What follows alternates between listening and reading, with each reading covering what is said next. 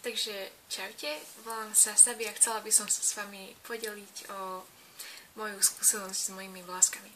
Takže začala by som asi tam, že dlhé vlasy som nemala od svojich 7 rokov, keď som ich doslova zapredala za jedného psa. Môj ocko mi totiž sľúbil, že mi kúpi psa, ak sa nechám ostrihať po pleciach.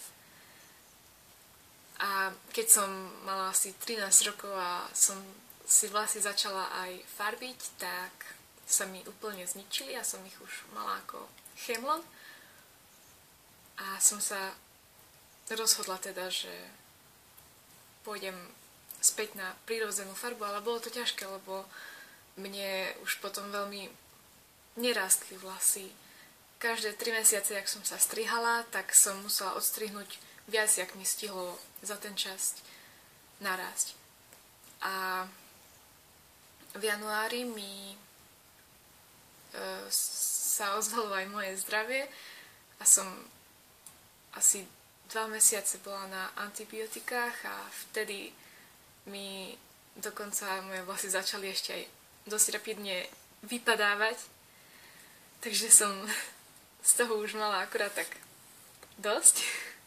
Som sa začala prehrábavať na internete a som objavila stránku expertnavlasy.sk, kde som si spravila aj vlasový test a jedna veľmi milá pani mi tam odporúčila, aby som si stadiaľ kúpila niektoré výrobky.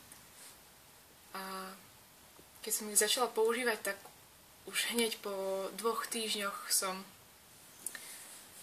videla zmeny, že sa mi vlasy viac tak leskli a aj boli také pevnejšie. A po 2 mesiacoch používania mi dokonca začali konečne rásť a mi narastli asi tak 10 cm.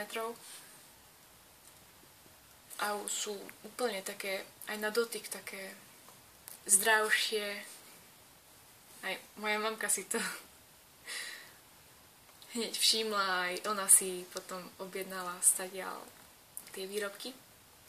Takže ja by som možno aj touto cestou chcela doporučiť každému z vás, kto má problémy s vláskami, alebo možno aj nielen ich chce mať také krásne, aby si určite z tejto stránky objednal. A veď každý si zaslúži byť krásny.